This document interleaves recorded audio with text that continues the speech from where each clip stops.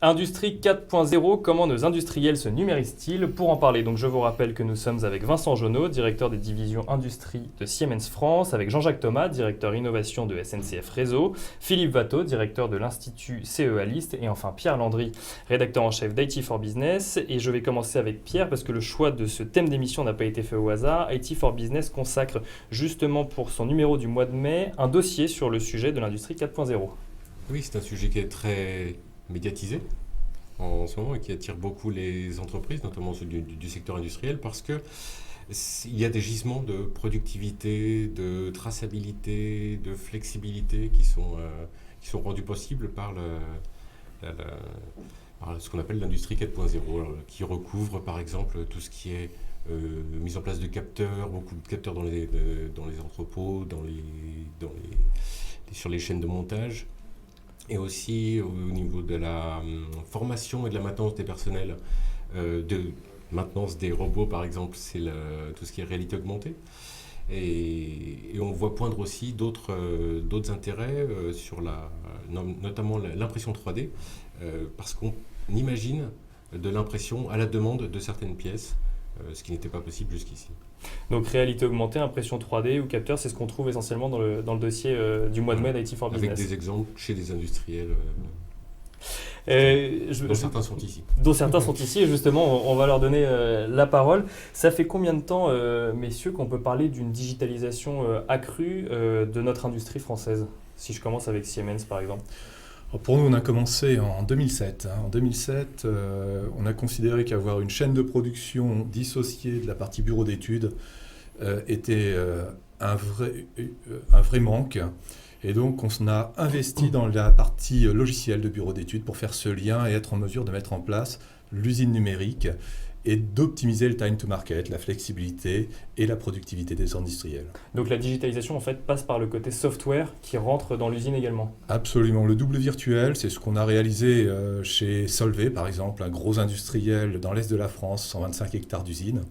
Un process continu, un arrêt usine tous les 3 ans. Il fallait qu'on bascule sur les nouvelles technologies. On a entièrement digitalisé l'usine. On a testé cette usine en virtuel. Et on a fait la bascule en quelques jours. Alors, quand vous dites qu'on voulait basculer en virtuel, c'est ce qu'on appelle les digital twins dont vous nous parliez juste avant l'émission? Oui, absolument. Digital twin, vous avez aujourd'hui des infrastructures industrielles et la question est de faire leur double en numérique. Et c'est ce que vient d'écrire très très bien notre collègue de Siemens. Aujourd'hui, les technologies existent pour faire ce digital twin. Et comme l'indiquait IT for Business, le fait qu'on ait des capteurs maintenant sur toutes les machines et sur toutes les infrastructures permettent finalement d'actualiser en permanence et en temps réel le double digital par rapport à ce qui se passe réellement dans l'usine et à partir de là, d'extraire des données et de ces données créer de la valeur, faire de l'analyse. Donc l'ensemble, capteur, digital twin et traitement de données forment un ensemble pour la performance de l'industrie 4.0. Et dont le but en fait est de suivre en temps réel ce qui se passe dans son usine. Si et de reconfigurer cette usine de manière pertinente et concrète par rapport à ce qu'elle est aujourd'hui et par rapport à ses capacités, flexibilité, reconfigurabilité et modularité de l'usine sont les objectifs de ce digital twin d'une usine instrumentée. Alors je reviens sur ma question initiale. Au CEA List, vous constatez une digitalisation depuis combien de temps aujourd'hui? Ça fait une quinzaine d'années qu'on y travaille, donc par rapport à nos amis industriels, 5 ans d'avance, pas beaucoup plus, des sujets de recherche en amont pour transférer aux industriels. Et depuis 3 ou 4 ans, une demande très très forte des industriels sur l'industrie du futur, sur quelles sont les technologies de robotique pour assister les opérateurs à travailler autrement, quelles sont les technologies de réalité virtuelle et augmentée pour assister encore une fois aussi l'opérateur dans ses opérations. Et au-delà de la partie opérateur, et bien effectivement tout ce qui est virtualisation de l'appareil industriel, mais aussi de la supply chain jusqu'au client. Et alors c'est ce qu'on va voir également avec la SNCF, donc vous ça fait quoi, je crois 2-3 ans, enfin beaucoup plus longtemps mais 2-3 ans que ça se digitalise fond si je peux dire. Ça fait assez longtemps qu'on a commencé par briques élémentaires, je dirais fin des années 2000 sur un certain nombre de projets individuels. Ça fait 3 ans qu'on a une impulsion très forte sur la transformation digitale. En ayant vraiment une roadmap de transformation.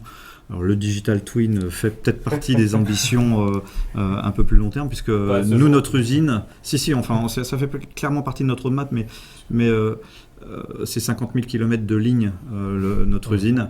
Un petit peu long à digitaliser. Avec une diversité de composants, un nombre de composants, des histoires qui font que c'est pas le défi le plus simple à relever. Mais ça a les mêmes vertus que celles que vous avez exprimées, de permettre une simulation de l'opération de cette usine, de sa maintenance, de sa régénération.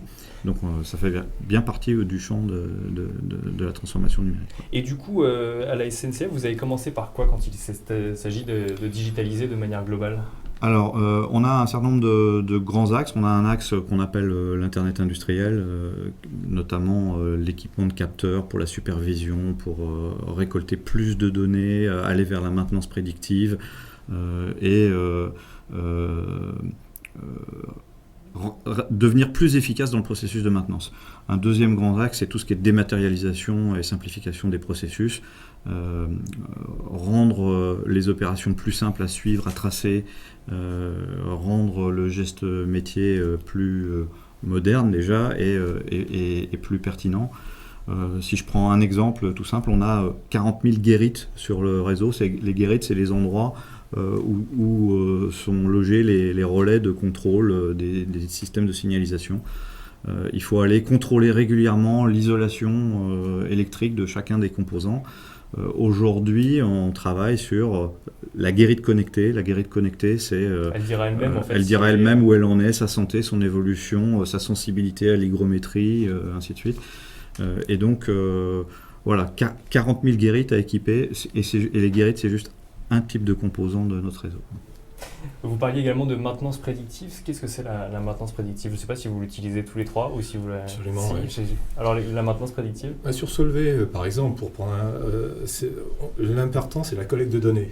À partir du moment où on a un double virtuel, un système de capteurs, des systèmes de capteurs, de remontée d'informations, on a des bases de données. Après, il faut les utiliser de manière intelligente. Et on peut effectivement détecter la panne d'un moteur, on peut détecter le risque de défaillance d'un matériel et l'anticiper. Alors, dans une usine, c'est majeur. À la CNCF, c'est aussi tout aussi intéressant. On a effectivement un défi majeur sur ce champ de la maintenance prédictive, puisqu'il y a à la fois de la performance industrielle en anticipant. On a évidemment plus d'efficacité dans notre opération de maintenance. On peut planifier toute la chaîne logistique est plus facile à organiser. Il vaut mieux prévenir que guérir, c'est bien connu. Mais aussi, évidemment, en qualité de service pour les clients. Quand on a un incident de fiabilité sur un composant du réseau qui fait que la circulation des trains est perturbée, c'est tous nos clients qui en pâtissent. Et donc la maintenance prédictive va aussi servir cette performance de service, cette qualité de service. Donc on capte un certain nombre d'informations, on collecte les données et après on est capable de et dire on anticipe. À tel moment, tel jour, à telle heure, ça risque de se casser. Peut-être un point important, parce que derrière ce terme maintenance prédictive, il y a l'idée de se dégager un petit peu, de prendre de la distance vis-à-vis des lois physiques classiques qu'on a tous appris sur les bancs de l'école. En fait, il y a l'idée de collecter plein de données et puis de faire confiance à la machine pour nous indiquer des combinaisons de paramètres qui permettent d'anticiper les défaillances. Donc, elle veille une fois qu'on les voit, elle-même, en fait. Voilà, mais en fait, pour l'instant, sur les exemples que je connais, une fois qu'on observe, on se dit « Ah oui, c'est logique », sauf qu'on n'avait pas su le faire et la machine nous l'a indiqué. Ouais. Pour compléter sur la maintenance prédictive, la maintenance, effectivement, sur la machine qui va elle-même se surveiller, elle-même se gérer, renvoie aussi à un effet d'apprentissage sur les autres machines similaires. Et c'est aussi en croisant les données de cette machine par rapport au parc existant de machines comparables qu'on va améliorer la performance de la maintenance prédictive. Et c'est là où interviennent aussi tout le traitement de données et le big data, croiser les données d'une machine par rapport à d'autres cas d'usage, pour avoir le plus de connaissances possible. Et ça, c'est la puissance aujourd'hui du big data qui nous l'apporte. Et alors justement, si on reste sur les machines et sur un certain type de machines, les robots, est-ce que vous pouvez nous expliquer, Philippe, ce qu'est la cobotique, qui est beaucoup utilisée en usine 4.0, je crois ? Absolument, la cobotique, qu'est-ce que ça veut dire ? C'est collaborative robot. C'est le robot collaboratif qui va vraiment partager avec l'opérateur une tâche et l'espace. On passe vraiment d'une situation où les cobots étaient encagés de leur côté avec des opérations répétitives et très haute cadence, avec à côté l'opérateur qui faisait son opération lui-même, à vraiment un espace commun. Et le cobot va assister l'opérateur pour le soulager dans une tâche. Par exemple, l'opération de rechapage de pneus est aujourd'hui assistée par des cobots. L'opérateur qui faisait le rechapage de pneus avec une machine très lourde qui nécessitait beaucoup d'efforts et qui impliquait beaucoup de troubles musculo-squelettiques est maintenant aujourd'hui opérationnel auprès des rechapeurs professionnels de pneus qui ne portent plus la meuleuse, mais par contre garde la dextérité du geste, le regard qui va dire il faut que je fasse l'opération à tel endroit et à tel autre endroit, et améliorer la productivité, améliorer la qualité du service rendu, de la prestation réalisée, parce que la machine neutralise les vibrations.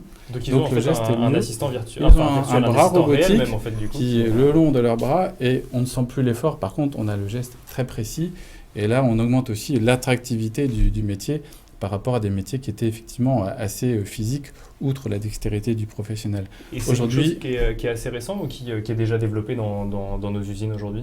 Aujourd'hui, on le trouve dans de plus en plus d'usines, partout où finalement on doit garder l'opérateur, son expertise, sa dextérité, mais en même temps on doit améliorer la productivité, améliorer l'attractivité, et c'est la conjugaison de ces deux critères qui font que la cobotique aujourd'hui se développe fortement dans l'industrie aéronautique, mais aussi dans l'industrie agroalimentaire ou dans encore la navale. Donc tous les secteurs aujourd'hui se penchent sur ce sujet. Pas encore du coup pour la cobotique. Il y a des expérimentations en cours d'assistance aux opérateurs, notamment pour les mêmes raisons de charges lourdes. C'est pas encore de la vraie cobotique honnêtement, parce que le contexte, alors en atelier ça, aujourd'hui, mais si on savait aller mettre ça dans un environnement de type voie ferrée où quelquefois il y a vraiment des charges très lourdes à manœuvrer, donc pour l'instant c'est des assistances classiques, c'est pas de la cobotique, mais même sur ce champ-là on peut faire beaucoup de progrès. On a développé des grues ferroviaires récemment qui permettent de remplacer un aiguillage pratiquement d'un seul coup, là où on amenait l'aiguillage en pièces détachées avant. Voilà, donc on y va progressivement. Dans la division industrie de Siemens France, c'est quelque chose qui est utilisé également, qui est proposé ?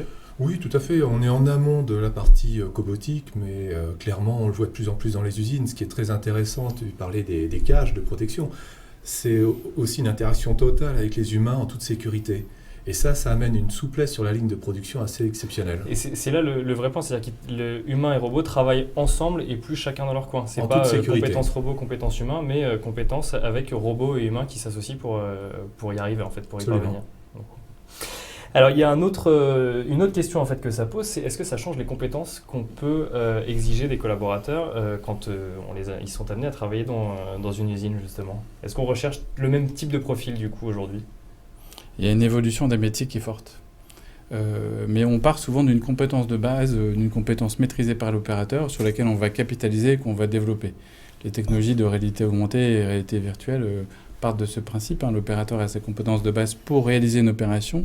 Les technologies de réalité virtuelle et augmentée vont l'aider à être encore plus performant, à mieux comprendre les mécanismes qui sont dans la machine, à mieux comprendre par quel procédé il doit réaliser son opération. Mais la compétence de base, elle est toujours détenue par l'opérateur. Et c'est la même chose pour le cobot dont on parlait tout à l'heure, c'est sa dextérité qui prime. Et le cobot vient simplement aider de manière significative à l'opération. Donc oui, il y a évolution des métiers, mais en préservant vraiment le capital de savoir-faire de l'opérateur. C'est vraiment un des principes fondamentaux de l'industrie du futur. Et grâce à l'opérateur et à l'opérateur mieux assisté, augmenter la flexibilité de l'usine, car c'est lui qui est au cœur de la flexibilité de l'usine. Alors, je rebondis sur la réalité augmentée. Pierre, vous nous en parliez effectivement dans ce dossier. C'est vrai que ça peut surprendre comme ça de se dire que la réalité augmentée est utilisée dans une industrie, là où le grand public la voit plus comme un outil de loisir, finalement. Oui, mais d'ailleurs, c'est comme ça aussi. C'est pour ça aussi qu'on utilise la réalité augmentée. C'est pour passer plus facilement en mode formation. Le grand public est attiré par la réalité augmentée par son côté un peu flashy, et c'est comme ça qu'il va plus facilement suivre ce qu'on va lui dire sur sa tablette, parce qu'il va pouvoir voir au travers de son application la machine sur laquelle il va intervenir, et ça devient un jeu en fait. J'exagère un peu. Mais donc c'est un petit peu plus sexy en fait pour la formation qu'une formation classique où il y aurait eu un formateur avec un paperboard qui aurait expliqué. Donc on le voit côté formation, mais aussi en maintenance, en intervention directement, où on va pouvoir mettre sur des tâches d'intervention des personnes qui sont éventuellement moins bien formées, mais parce qu'ils auront l'application qui va les aider à intervenir sur la machine. L'application et aussi l'expert, hein. C'est-à-dire qu'à un moment donné, chez Solvay, 125 hectares, le gars qui est devant la machine, s'il a besoin d'un expert, dans la seconde, il peut avoir l'expert à côté de lui en virtuel. Et ça, c'est vraiment formidable. Ça se traduit comment concrètement? Donc il est là, il a quoi? Il a un casque virtuel ou alors une tablette qui va Casque virtuel, tablette, ça dépend des outils. Ce qui est intéressant, à partir du moment où on a un double numérique de l'usine, c'est qu'on peut tout faire. Et pour compléter l'aspect formation, moi ce que je trouve aussi formidable, c'est la formation initiale. C'est-à-dire que l'industrie n'a jamais été très sexy. Ça n'attire pas les ingénieurs, ça n'attire pas les élèves des grandes écoles. Là, l'industrie du futur, c'est formidable. C'est-à-dire que ce qu'on peut faire sur l'industrie du futur, aujourd'hui, je vois les ingénieurs, ils sont absolument passionnés. Et je pense que demain, on les verra plus dans l'industrie du futur que dans la banque ou dans l'assurance. On fait le pari. Faisons le pari. Ouais. La réalité augmentée à la SNCF, c'est quelque chose qui est développé également? On est sur ce chemin-là aussi. On commence par des applications très concrètes qui sont peut-être pas encore strictement de la réalité augmentée, mais apporter de l'information contextuelle aux opérateurs de maintenance sur les composants sur lesquels ils ont à intervenir. Je suis en train d'intervenir sur un composant du réseau et ma tablette m'indique son état, la dernière fois qu'elle a été surveillée, qu'est-ce qu'on avait observé et qu'est-ce que je dois y faire aujourd'hui. Est-ce qu'il y a une spécificité locale sur ce composant au-delà des connaissances génériques. Voilà, tout ça est en cours de ça permet un meilleur suivi, en fait, c'est un accompagnement quotidien. Voilà, et puis efficacité, robustesse. Alors donc on passe pas forcément par l'image qui est souvent associée à la réalité augmentée, mais c'est vraiment l'information contextuelle. Et puis s'il y a besoin de l'image, on le fera, mais on n'est pas rentré par la solution techno réalité augmentée, on est rentré par de quoi a besoin l'utilisateur. Et il a besoin d'une info précise contextuelle et non pas un planning trop riche et de plusieurs jours avec toutes les infos qu'il doit digérer. Alors ce qui est amusant, c'est qu'on parle de tablettes, on en parlait un petit peu avant l'émission et je vous demandais pourquoi équiper les collaborateurs de tablettes et vous me disiez qu'eux-mêmes pouvaient en fait trouver des utilisations que vous n'aviez pas forcément anticipées au départ quand il s'agissait de les équiper. Ah oui, ça c'est vraiment remarquable, c'est une des caractéristiques de cette transformation digitale, c'est qu'on redonne du pouvoir à tous les acteurs. Dans une entreprise comme SNCF Réseau, très technique, avec une culture, j'ai envie de dire, de pionnier presque quelquefois, dès qu'on donne des moyens aux collaborateurs, ils ont des idées, ils les prototypent, ils les mettent en œuvre. Et donc ces supports digitaux, les tablettes, les phablettes qu'on a pu déployer, on a récemment déployé 13 000 phablettes chez les opérateurs de maintenance. Les gens s'en emparent, ils ont des idées, les plus geeks d'entre eux les développent, on crée un Apple Store pour qu'ils puissent le partager, et derrière, ça démultiplie.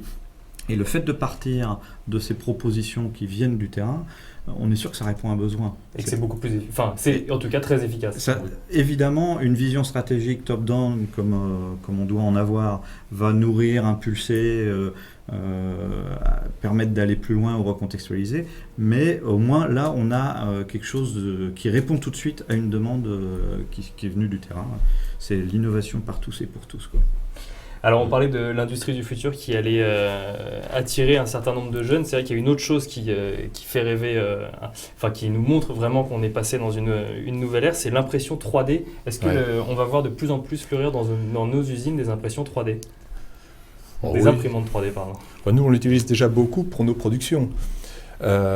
Typiquement sur nos turbines à gaz, on utilise ce genre de technologie essentiellement pour la pièce de rechange, ce qui nous a permis de diminuer d'environ, dans un ratio de 1 à 10, les temps d'intervention et de livraison de pièces. C'est parce qu'on l'a construit sur place directement. Absolument. En fait, on n'a même plus besoin de l'avoir en stock, on l'a construit à la demande. Absolument. Et est-ce qu'on peut faire ça de manière industrielle justement, c'est-à-dire l'utiliser pour créer des produits de manière industrielle? Ah, totalement. On a à Singapour une usine remplie d'imprimantes 3D qui ne fonctionne qu'en impression 3D. Et qui crée à la demande en fait les pièces qui sont vendues. Ouais. Aujourd'hui, le sujet, c'est vraiment de passer de la fabrication de pièces 3D à un service complet. Vraiment, le challenge, c'est de pouvoir garantir le fait qu'au client, on ne va pas seulement lui fournir une pièce, mais au-delà de ça, une pièce qui a été certifiée, garantie dans les performances de divers ordres, mécaniques, durée dans le temps,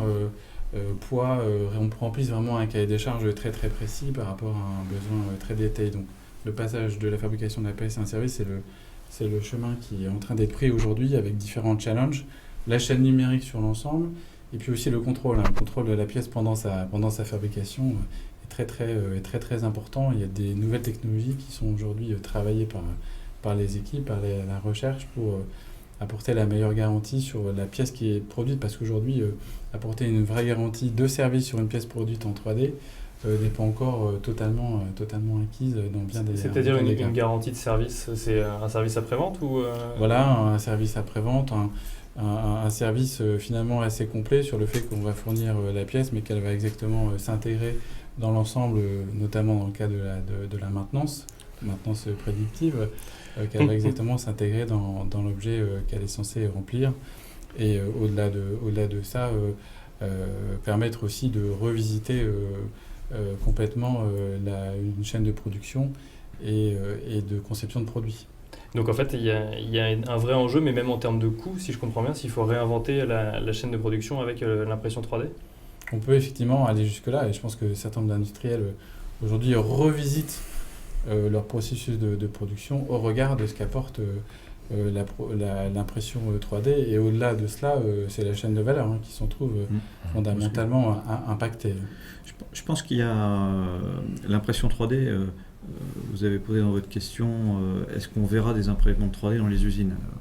Elles y sont déjà. La question, c'est qu'elles vont pouvoir être ailleurs. Elles vont pouvoir être dans n'importe quel bureau, dans n'importe quel établissement, et pas forcément pour des logiques de série, mais pour des logiques de maintenance. Ça devient une ressource. Alors nous, on est très concernés avec un patrimoine qui a un âge extrêmement hétérogène. On a des voies récentes, mais on en a aussi qui sont très vieilles, pour lesquelles il n'y a plus de fournisseurs pour certains composants. Quand il y a un composant qui tombe en panne et qu'on est obligé à cause de ce composant de remplacer le sous-système avec des coûts d'intervention très lourds, l'impression 3D nous permet de venir remplacer le composant défaillant sans avoir à changer le sous-système. Et souvent, on fait plus vite, moins cher et au moins aussi fiable. Donc c'est assez remarquable du point de vue de la transformation, dans transformation numérique, c'est transformation le mot important, quoi. Ce qui est intéressant, c'est qu'on n'oppose plus finalement le 3D et le traditionnel. Aujourd'hui, on peut avoir des machines hybrides, c'est-à-dire qu'une machine-outil 5-axes qui fait du fraisage, de l'usinage, de la perforation, elle peut basculer en impression 3D. Et donc pour un industriel, ça permet d'avoir le processus traditionnel de fabrication et le processus nouveau de 3D, et amener de la flexibilité dans la production. Alors on va changer radicalement de sujet parce que l'heure tourne. Quand on digitalise son usine et qu'on capte autant de données à droite, à gauche et dans les différentes machines, est-ce que ça pose pas forcément un problème, mais en tout cas une grosse question en matière de sécurité de toutes ces données qui sont collectées, qui peuvent ensuite impacter la sécurité physique des gens qui utiliseront par exemple les trains ou qui utiliseront les machines ou autres. Comment est-ce qu'on gère ces questions-là ? On protège. On sépare et on protège. On sépare et on protège. Et on certifie aussi. C'est vrai qu'aujourd'hui, tous ces codes embarqués dans les différents objets connectés, il y a du soft un peu partout, dans tous les objets. La question qui se pose, c'est est-ce que ces softwares embarqués sont robustes, sûrs, est-ce qu'ils remplissent bien leur mission, est-ce qu'il n'y a pas trop de taux d'erreur ? Et aujourd'hui, ce qu'on observe, c'est que des organismes certificateurs, comme Bureau Veritas, passent de la certification du matériel, d'infrastructure, d'objets, d'usine, de procédés à la certification de l'immatériel. Donc on peut aujourd'hui considérer que le chemin est pris pour certifier l'immatériel comme le matériel, parce que des outils mathématiques existent pour dire oui, ce code embarqué dans telle machine, il est sûr, et on peut en apporter la preuve formelle, la preuve mathématique. Donc le code embarqué ou le logiciel ou autre prennent une place, ont autant de valeur maintenant qu'une machine ou autre. Absolument. Si on prend par exemple une batterie pour véhicule électrique, sa sécurité elle est assurée par la chimie, mais la chimie peut engendrer quelques surchauffes et d'éventuels accidents. Et une bonne partie de la sécurité est assurée par le logiciel qui va gérer la batterie et qui, dès qu'une détection d'un risque sera identifiée, va, on va dire, débrancher la batterie elle-même de son propre processus d'emballement. Et ça, c'est géré par le soft. Et donc, est-ce que ce soft est sûr ? Est-ce qu'il a été bien conçu ? On peut le certifier aujourd'hui par des outils mathématiques. Alors, une dernière question qui va contribuer à faire rêver les jeunes ingénieurs qui vont travailler dans l'industrie demain. Les drones, c'est quelque chose qu'on utilise de plus en plus également dans nos usines ou dans notre industrie de manière générale? Alors, nous, oui, on mène une impulsion très très forte sur les drones, avec deux grands champs d'application. Le champ de la surveillance de nos installations, avec des champs d'application extrêmement variés et des degrés de maturité variés. On est déjà très mature sur la surveillance des parois rocheuses pour surveiller s'il n'y a pas des mouvements qui seraient les prémices d'une chute de bloc. Sur la surveillance de la végétation, parce qu'une végétation qui se développe trop, c'est des feux de talus et des retards pour les clients pendant l'été. Donc voilà, ça c'est mature. On est un peu moins mature, mais on est en chemin sur la surveillance des ouvrages d'art.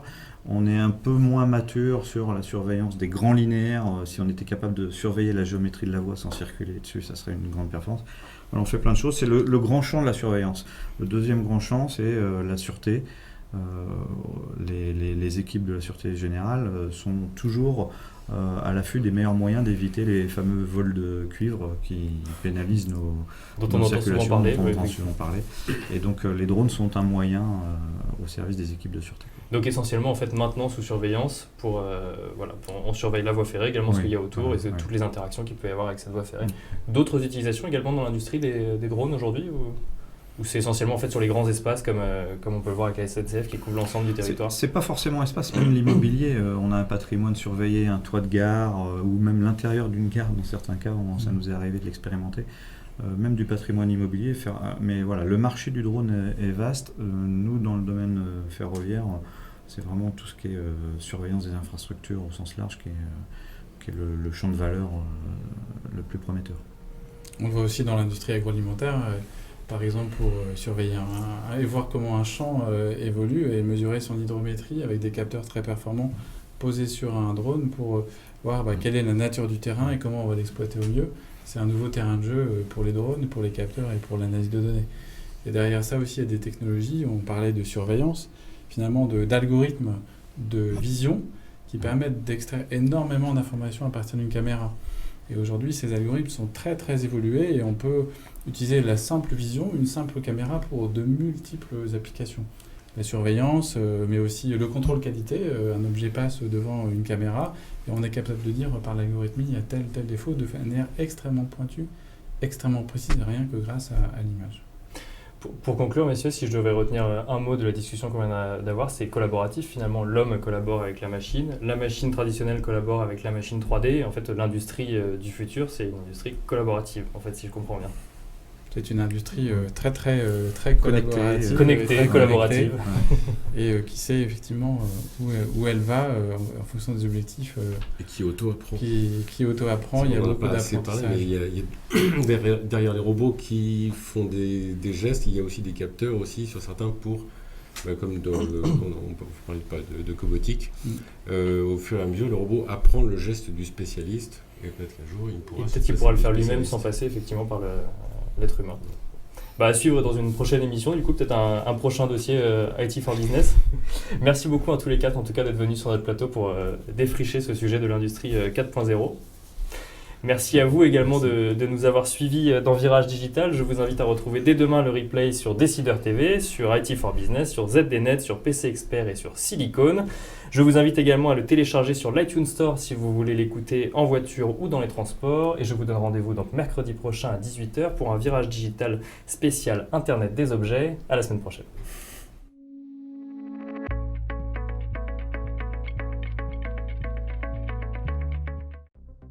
Demain appartient aux plus rapides. Pour vous aider à aller toujours plus vite, nous avons créé une nouvelle entreprise totalement dédiée à l'avenir de votre secteur. Où les hommes, la technologie et les idées font avancer le monde ensemble. Accélérer l'innovation, accélérer le changement, accélérer l'avenir. Hewlett Packard Enterprise.